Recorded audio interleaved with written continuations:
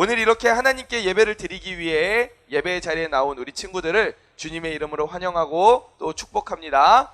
우리 시험 기간이죠.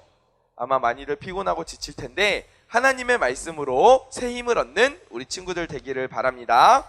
우리 옆에 친구한테 한 번 더 격려해 줍시다. 잘 왔어. 한번 인사해 줘. 잘 왔어. 네, 그래요. 오늘 예배에 온 여러분이 인생의 승리자가 될 줄 믿습니다. 이제 여름이 오고 있어요. 그쵸? 사실상 6월이 그 달력상으로는 여름이에요. 그죠? 네, 3, 4, 5가 봄이고 5, 6, 7, 8이 여름이잖아요. 6, 7, 8이 그죠? 그리고 9, 10, 11을 가을이라고 하잖아요. 그러니까 벌써 여름이 한 달이 지나간 거죠. 지금 날씨가 오늘도 약간 좀 비가 온 다음에 약간 습기가 있는 것 같아. 날씨가 이제 막 더워졌어요. 여름 한복판으로 가고 있는데 작년 여름이 기록적으로 더웠죠. 거의 뭐 40도까지 올라가는 지역도 있을 정도로 기록적으로 더웠었는데, 그래서 최근 2, 3년 동안 전국적으로 시행했던 정책 중에 하나가 뭐냐면은 그 그늘막을 설치하는 거예요. 그늘막. 혹시 본 적 있어요? 제가 작년에 목포의 여름은 경험해 보지는 못했었어가지고, 목포도 이렇게 횡단보도나 이런데 파라솔로 이렇게 천막 쳐놓고 이런 게 있었나요? 네, 그쵸. 그늘막을 각 지역별로 치는 게 지금 트렌드야, 트렌드. 그래가지고 올해도 더 이제 막 확대해서 이거를 설치를 많이 하겠대요. 이게 보니까 어느 데는 뭐 3명, 4명 들어갈 수 있는 이런 양산처럼 된 걸 설치하는 데도 있고, 어디는 우리 체육대회 갔을 때 갖고 나갔던 큰 텐트 있지. 그거를 아예 쳐놓는 데도 있더라고. 그래가지고 막 20명씩 들어가도 막 될 정도로, 그 정도로 그늘막을 그렇게 크게 치는 데도 있었어요. 그렇다면은 이게 효과가 있느냐? 효과가 있을까 없을까?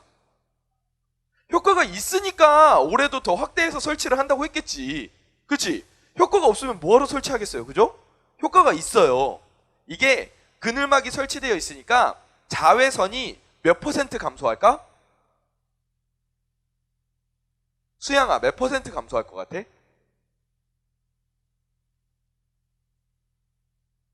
대충. 모르겠어요. 그래요. 자외선이 몇 % 감소할까?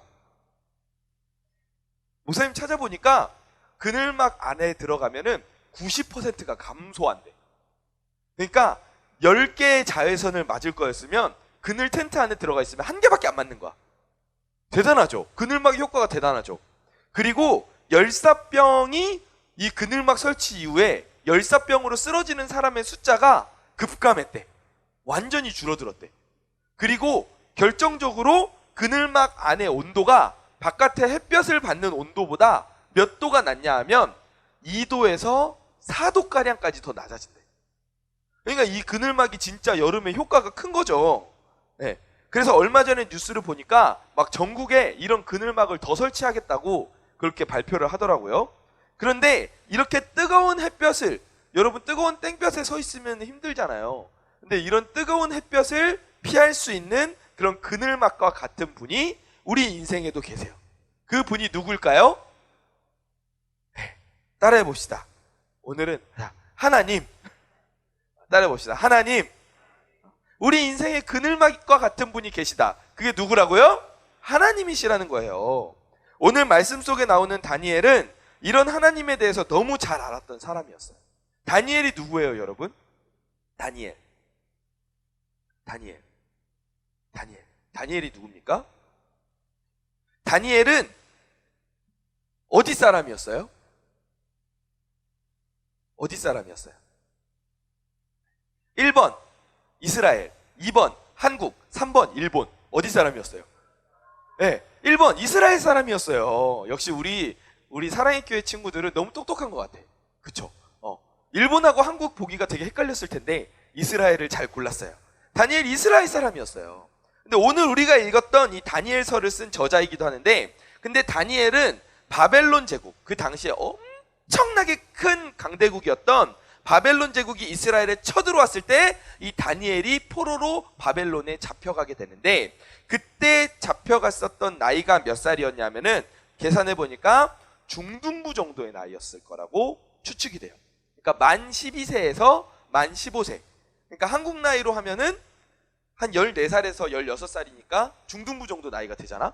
그 중등부 정도 되는 나이 때 바벨론의 포로로 잡혀가게 된 거예요. 순조롭게 흘러가는 것 같았던 다니엘의 인생이 이때부터 요동치기 시작했어요. 지금 여러분들보다 나이가 더 어릴 때 바벨론의 포로로 끌려가게 된 거예요. 근데 바벨론의 정책이 어떤 것이 있었냐 하면 막 전쟁을 해서 사람들을 막 포로로 잡아오면 이런 나라들도 있잖아. 포로들 막 다 죽이고 막 포로들을 다 노예로 막 이렇게 막 부리고 막 이런 나라들 있잖아. 그런데 이 바벨론에 어떤 정책이 있었냐 하면 정복한 지역들 중에 거기 있는 아이들을, 똑똑한 아이들을 바벨론 왕궁으로 데려다가 3년간 먹이고 재우면서 교육을 시키는 거야. 왜 그렇게 했다고? 왜 그렇게 했을까? 완전히 그 지역을 바벨론 땅으로 만들어 버리려고. 그러니까 아예 정신적인 그런 흐름을 아예 다 바벨론화 시켜버리려고 똑똑한 아이들을 다 데려다가 이렇게 똑똑한 아이들 다 데려다가 승환이 같은, 현성이 같은, 혜원이 같은, 휘민이 같은, 성령이 같은, 오늘 오랜만에 나온 성령이 성령 받으세요.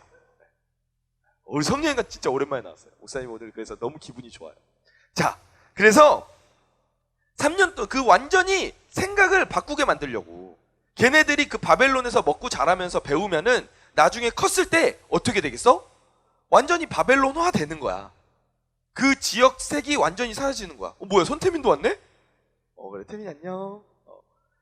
그래가지고 목사님이 지금 너무. 자, 그래서 우호적인 마음을 심어주는 거야. 에이, 목사님, 이게 효과가 있겠어요? 라고 생각할 수 있어. 근데 효과가 있었어. 효과가 있었어. 이게 실례로 역사에서 있었던 예가 있어. 언제였냐면은 일제강점기 때. 일제강점기 때 일본이 이거랑 비슷하게 했어요. 그래가지고 우리나라의 똑똑한 사람들을 일본으로 데려다가 돈을 주고 장학금을 주고 교육을 시키면서 그 우리나라 사람들을 일본화 시켰어요. 그래가지고 우리나라 입장보다 일본 입장을 더 생각하도록 만든 거예요. 민족의 정서를 완전히 죽이는 무서운 정책이죠. 바벨론이 이거를 일본보다 몇천 년 전에 더 이런 정책을 먼저 했던 거예요. 이렇게 바벨론이라는 나라에 포로로 잡혀간 다니엘은 그런데 그 나라에서 고위 관직에 오르게 돼요. 근데 어떤 자리에 오르게 되는지 우리 다니엘 2장 48절 말씀 함께 읽어보겠습니다. 시작. 왕이 이에 다니엘을 높여 다스리게 하며 또 바벨론 모든 지혜자의 어른을 삼았으며. 아멘. 다니엘에게 바벨론의 왕 느부갓네살이 와서 선물을 많이 주고 그리고 높은 직책에 앉혀서 바벨론을 다스리게 만든 거예요. 그뿐만 아니라 바벨론에 있는 똑똑한 사람들, 박사들을 관리하는 직책에 이 다니엘을 세워놓은 거예요. 다니엘이 그래서 이 이후로도 왕궁에 머물면서 왕의 최측근으로 계속 같이 일을 했어요. 그런데 여기서 끝이 아니에요. 다니엘서 5장 29절 함께 읽어봅시다. 시작. 이에 벨사살이 명하여 그들이 다니엘에게 자주색 옷을 입히게 하며 금사슬을 그의 목에 걸어주고 그를 위하여 조서를 내려 나라의 셋째 통치자로 삼으니라. 아멘. 벨사살 왕이 이 느부갓네살 왕의 아들이거든. 그런데 이 아들에게도 인정을 받아서 바벨론의 권력 몇 번째? 세 번째가 된 거야. 세 번째 통치자가 된 거야. 그 정도면 거의 왕자 다음의 권력 아니야? 그러니까 어마어마한 권력의 자리에 오르게 된 거예요. 근데 여기서 또 끝난 게 아니야. 우리 이어지는 다니엘 6장 2절 말씀 같이 읽어봅시다. 시작. 또 그들 위에 총리 셋을 두었으니 다니엘이 그 중에 하나이라. 그는 고관들로 총리에게 자기의 직무를 보고하게 하여 왕에게 손해가 없게 하려 함이었더라. 아멘. 이게 무슨 일이 있었냐면 바벨론 왕, 느부갓네살 왕, 그 다음에 이렇게 느부갓네살 왕의 아들이었던 벨사살 왕, 그리고 나서 시간이 지나서 바벨론 왕국이 무너지게 된 거야. 바벨론 왕국이 무너지고 이제 메대 그리고 바사 이 나라가 이제 이렇게 막 부각되기 시작하는데 그때 왕이었던 누굴까요? 다리오 왕. 그러니까 역사 속에서는 다리우스라고 부르는데 이 다리우스 왕이 이 다니엘을 채용을 한 거야. 근데 여러분 이게 거의 있을 수가 없는 일이에요. 왜냐하면 나라가 바뀌면 그 전에 있었던 고위 공직자들은 어떻게 돼요? 지금은 그냥 바뀌고 마는데 옛날에는 목숨만 부지해도 다행이에요. 그쵸? 옛날에 왜 그거 있잖아. 막 고려에서 조선으로 넘어갈 때, 야, 너도 고려에서 이제 조선으로 갈아타. 막 이러니까는 이 몸이 죽고 맞죠? 100번 고쳐주고 막 이렇게 해가지고 하고 죽고 이러잖아. 그래서 옛날에는 그 나라가 바뀔 때 고위 공직자들이 심지어 목숨을 잃는 경우들도 있었어. 그러니까 목숨을 부지하고 관직에서만 쫓겨나도 양호했던 거야. 그런데 다니엘은 어땠어? 나라가 바뀐 이후에도 왕궁에서 일을 계속 하는데, 놀라운 일인데, 그런데 그 어떤 일을 했냐 하면은 다리우스가 나라를 다스릴 120명을 세우거든. 근데 그 120명을 다스리는 3명의 리더를 세웠는데 그 3명의 리더 중에 1명이 다니엘이었던 거야. 그러니까 120명 중에 1명이어도 대단한 건데 120명을 다스리는 3명 중에 1명으로 다니엘을 세운 거야. 그것도 전 나라에서 왕궁에서 일하던 사람을 데려다 쓴 거야. 그러니까 이게 어마어마한 일인 거죠. 정말 대단한 사람이 다니엘이에요. 얼마나 일을 잘하고 실력이 뛰어났는지 너무 우수하니까 다리우스 왕이 뭐라고 그랬냐면은 다니엘을 나라의 통치자로 세우고 싶다. 자기가 왕인데도 다니엘을 나라의 통치자로 세우고 싶다. 막 이렇게 말할 정도로 다니엘은 정말 우수한 사람이었어. 그야말로 순탄한 인생, 우리가 보기에 축복받은 인생을 산 것 같은 다니엘이에요. 그런데 다니엘이 이런 자리에 오르기까지 어려움이 있었을까요? 없었을까요? 어려움이 많았어요. 그냥 있는 수준도 아니라 많았어요. 먼저 다니엘이 몇 살 때 이방 포로로 잡혀갔다고? 언제쯤 됐을 때? 중등부쯤 됐을 때 포로로 잡혀갔다고. 얘들아, 너네 중학교 때 생각해봐. 목사님도 몇 년 전인데 왜 거짓말은 아니지? 몇 년 전이잖아. 그죠? 목사님 몇 년 전인데 중학교 때 생각해보세요. 여러분, 중학교 때 생판 모르는 나라로 가족들하고 친구들하고 다 떨어져서 부모님도 떠나서 생판 모르는 나라로 그냥 끌려간다고 생각해봐. 말도 잘 안 통해. 그럼 여러분, 그 나라에 가서 잘 살 수 있는 자신이 있어요? 거기 끌려가서 내가 어떻게 될지도 모르는 상황이야. 내가 거기 가서 잘 먹고 잘 살지, 아니면 내가 목숨을 잃게 될지, 아니면 노예로 한평생을 일하면서 살게 될지 아무것도 모르는 상황이잖아. 근데 그 포로로 끌려가는 그 상황에서 얼마나 스트레스를 받았겠어요. 그런데 그 스트레스를 받으면서 끌려갔지만 다행으로 다니엘이 이제 바벨론의 인재 양성 프로젝트에 뽑혀가지고 3년간 바벨론에서 교육을 받게 되는데, 근데 여기에서 다행이라고 생각했지만 다니엘이 여기에서 더 큰 선택의 기로에 놓이게 되는 거예요. 당시 왕궁에서는 바벨론에서 키우는 인재들에 대해서 대우를 되게 잘해줬어요. 그쵸? 그래서 우리가 들었던 이야기대로 바벨론에게 친근한 사람들로 얘네를 만들어야 되니까 이 인재들에게 왕궁에서 먹는 음식들을 다 제공했단 말이에요. 왕이 마시는 포도주와 왕이 먹는 음식들을 다 제공했단 말이야. 파격적인 혜택이죠.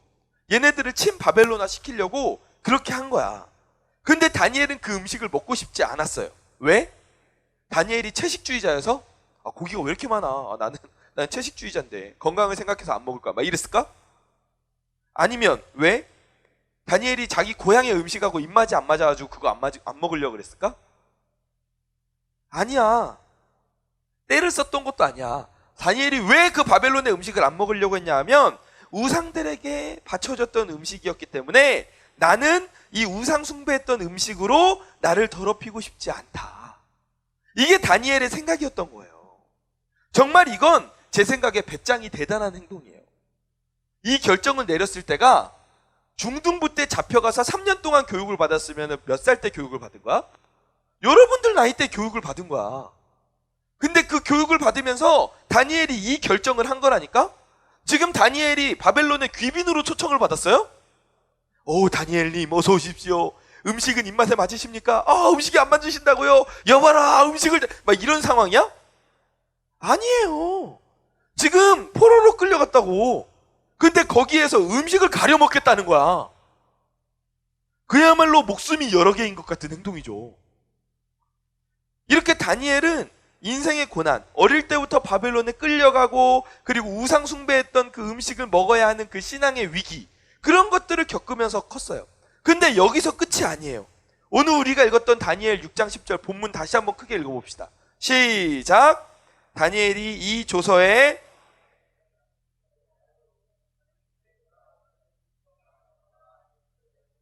창문을 열고 전에 하던 대로 하루 3번씩 무릎을 꿇고 기도하며 그의 하나님께 감사하였더라. 아멘. 다니엘이 너무 일을 잘해서 왕의 사랑을 막 받으니까, 다리우스 왕이 나 대신에 이 나라를 다스려 막 이럴 정도로 왕의 사랑을 받으니까 그 주변에 있던 사람들이 다니엘을 질투했을까 안 했을까? 질투한 거야. 그래서 이 자기들이 왕의 인정을 받아야 되는데 다니엘이 인정을 독차지하니까 질투가 나와가지고 이 다니엘을 없애야 되겠다 생각을 한 거야. 그래서 어떻게 했냐면은 그 안에 혹시 다니엘이 흠잡을 게 없나? 지금까지 일하면서 혹시라도 뇌물 받은 게 없나? 혹시라도 일하면서 무슨 일이 없나? 막 이래서 막 흠을 잡으려고 막 이렇게 막 본 거야. 이렇게 뒤져보고 저렇게 뒤져보고 막 이렇게 실수를 했나? 일을 잘못 처리했나? 막 이렇게 막 뒤져봤는데 근데 없어. 없는 거야. 흠이 없어. 아무 흠도 찾을 수가 없어. 그래서 이 사람들이 고민을 하다가 그래 이제 트집을 잡으려면 어쩔 수 없다. 다니엘이 믿는 하나님을 걸고 넘어질 수밖에 없겠다. 이렇게 생각을 한 거야. 그래가지고 정말 포기를 모르는 사람들이죠. 다리우스 왕에게 가서 우리가 알고 있는 대로 왕이시여. 왕이 이 세상을 다스리시는데 왕이 아닌 다른 신에게 기도를 한다는 건 말이 안 됩니다. 그건 왕을 무시하는 겁니다.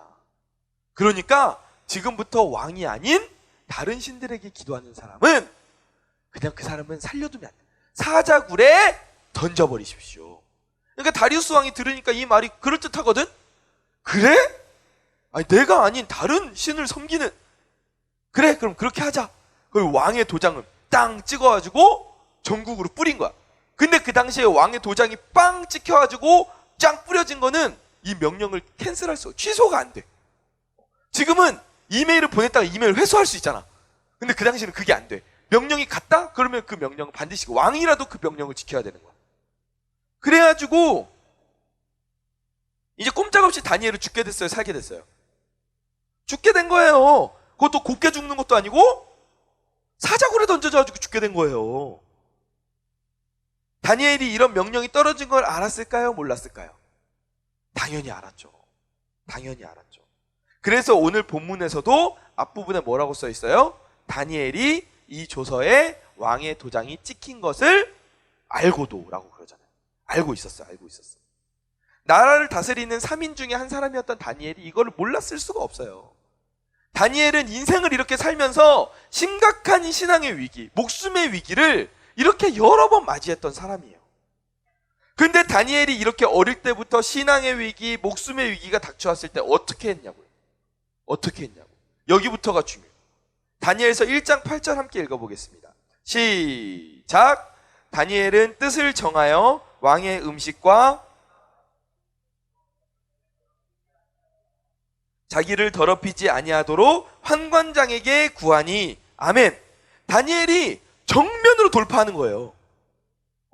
그냥 어떻게 이렇게 돌려서 막 이렇게 다른 방법을 쓰는 게 아니라 정면으로 맞서요. 정면으로 그 음식을 우리에게 주는 환관장한테 정식으로 그냥 가서 이야기하는 거예요. 그 다음에 사자굴에 던져지게 될 위기에 처한 다니엘은 어떻습니까? 오늘 본문 다시 한번 읽어봅시다. 시작. 다니엘이 이 조서에 왕의 도장이 찍힌 것을 알고도 자기 집에 돌아가서는 윗방에 올라가 예루살렘으로 향한 창문을 열고 전에 하던 대로 하루 3번씩 무릎을 꿇고 기도하며 그의 하나님께 감사하였더라. 아멘. 어떻게 해요? 정면으로 돌파하죠. 이런 위기 상황에서 문 닫고 기도한다고 해서 하나님이 그 기도 안 들어주시는 것도 아닐 텐데, 기도하면서 문 닫고 하나님 아시죠? 지금 예전처럼 기도했다가는 제가 목숨이 안 남아나요. 제가 당분간은 이 위기가 지나갈 때까지 이렇게 몰래 숨어서 창문 닫고 기도할게요. 이런 기도도 하나님 들으시죠? 이렇게 기도할 수 있잖아요. 그렇죠? 그런데 이전과 동일하게 창문을 쫙 열어놓고 보란듯이 하나님께 기도를 한단 말이에요. 다니엘이 이렇게 겁이 없이 이렇게 깡으로 충만한 행동을 할 수 있었던 이유, 이게 과연 뭐냐? 이게 뭐냐는 거예요. 다니엘이 겁이 없어서 그랬을까요? 아니에요. 다니엘에게는 믿는 구석이 있었어요. 믿는 구석이 있었어요. 우리 다니엘 1장 9절 함께 읽어보겠습니다. 큰 목소리로 읽읍시다. 시작! 하나님이 다니엘로 하여금 환관장에게 은혜와 긍휼을 얻게 하신지라. 아멘. 누가? 하나님이. 누가? 하나님이 다니엘에게 오셔서 그 환관장에게 은혜와 긍휼을 얻게 하신 거예요. 다니엘 6장 22절 함께 읽어보겠습니다. 시작! 네, 이 말씀이 아니죠. 자, 제가 읽어드리겠습니다. 나의 하나님이 이미 그의 천사를 보내요. 나의 하나님이 이미 그의 천사들을 보내어 사자들의 입을 봉하셨으므로 사자들이 나를 상해하지 못하였다. 아멘. 여러분 보세요. 다니엘에게 누가 있었어요? 1장에서도 6장에서도 누가 있었어요? 하나님이 계셨다는 거예요. 다니엘이 이 사실을 알고 있었던 겁니다. 내가 이방 나라에서 생판 모르는 사람들 가운데에서 내가 부모, 형제, 친구들 다 떠나서 말도 안 통하는 곳에서 그곳에서 혼자 버려져 있을지라도 하나님은 나를 지키고 계셔. 내가 사자굴에 던져질 위기에 처해 있어도 누구는? 하나님은 나를 지키고 계셔. 내가 이럴 때 피해야 할 곳은 세상 속이 아니라 바로 따라해보세요. 하나님의 그늘 아래이다. 아멘. 다니엘이라고 인생의 위기가 없었던 건 아니에요. 그렇죠? 오히려 지금 우리가 겪는 위기보다 더 직접적이고 훨씬 위협적인 위기예요. 목숨이 왔다 갔다 하는 상황이에요. 그런데 그 상황에서 다니엘이 어떤 결정을 내리냐고요? 바로 하나님의 그늘 아래로 대피하는 거예요. 하나님의 그늘 아래로 대피하는 거예요. 신앙의 위기에서, 인생의 위기에서 하나님 나의 능력으로는 이거를 할 수 없어요 라고 판단이 될 때 하나님의 날개 그늘 아래로 대피하는 겁니다. 그래서 그 안에서 하나님의 인도하심을 기다렸던 거예요. 시편 36편 7절 말씀 함께 읽어보겠습니다. 시작! 하나님이여 주의 인자하심이 어찌 그리 보배로우시온지요. 크게 읽겠습니다. 사람들이 주의 날개 그늘 아래에 피하나이다. 아멘. 다니엘을 하나님의 날개 그늘 아래에 피하게 하셨던 그 하나님께서 오늘도 우리를 동일한 그늘로 피하게 하심을 믿으시기 바랍니다. 우리도 살면서 많은 위기와 어려운 문제들을 겪죠. 가정에 문제가 있어요. 학교에 문제가 있습니다. 친구들과의 관계에서 문제가 있을 수도 있어요. 학업의 어려움도 있고 진로의 고민도 있어요. 때로는 그 가운데에서 내가 어떻게 해야 될지 모르겠고 포기하고 싶어질 때도 있어요. 근데 그럴 때 어떻게 해야 돼요? 그럴 때 어떻게 해야 되는 거예요? 다니엘과 같이 하나님의 그늘 아래로 들어와야 되는 거예요. 하나님의 품으로 와야 하는 겁니다. 그러할 때 하나님의 인도하심과 보호하심을 누리게 되는 거예요. 어쩌면 이게 당연한 말이잖아요. 내 힘으로 할 수가 없을 때, 내가 노력으로 극복할 수 없는 문제가 있을 때, 인생의 중요한 문제를 내 앞에 두고 있을 때 우리는 당연히 하나님 앞에 나와야 됩니다. 왜냐하면 하나님은 나보다 훨씬 더 큰 힘을 가지고 계시니까, 그리고 나보다 훨씬 더 큰 지혜를 가지고 계시니까 우리는 내 힘으로 해결될 수 없는 문제가 있을 때 하나님의 그늘 아래로 피해야 되는 거예요. 그런데 우리는 어디로 피하고 있냐고요? 어디로 피하고 있어요, 여러분? 여러분 인생에 문제가 있고 어려움이 있을 때 여러분 어디로 갑니까? 어디로 가요? 세상이 나를 흔들고 내 삶에 해결할 수 없는 문제가 있고 사탄마귀가 내 인생을 무너뜨리려고 할 때 여러분은 어디로 피하고 있어요?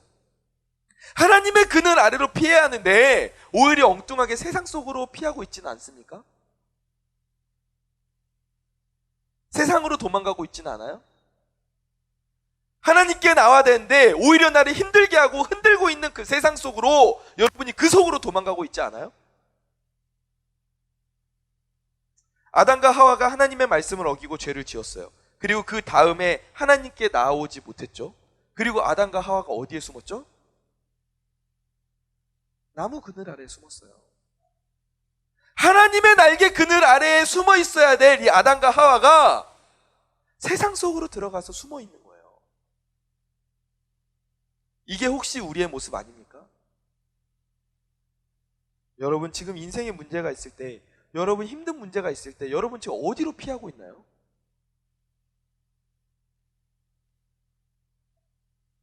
시험 기간이에요.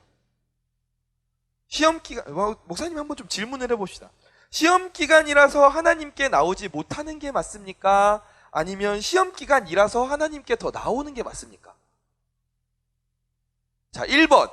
시험 기간이니까 하나님께 나오지 못하는 게 맞다. 2번. 시험 기간이니까 하나님께 더 나오는 게 맞다. 1번이 맞아요? 2번이 맞아요?